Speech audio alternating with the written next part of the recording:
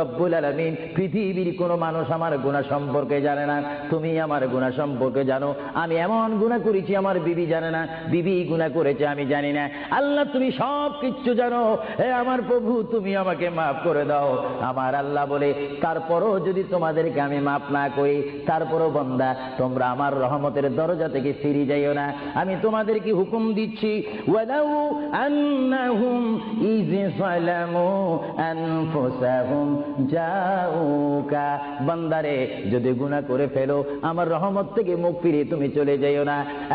বান্দা, আকাশ পরিমাণ যদি গুনাহ করো, পাতাল পরিমাণ যদি গুনাহ করো, সাগরের পানি পরিমাণ যদি গুনাহ করো, পাহাড় তুলনায় যদি তুমি গুনাহ করো, আমার দরবার থেকে তুমি নিরাশ হইও না। বান্দা, আমি তোমাকে একটি রাস্তা পাঠাই দিচ্ছি, একটি পথ তোমাকে আমি দেখাই দিচ্ছি। সেই পথটি কোন পথ তোমরা জানো?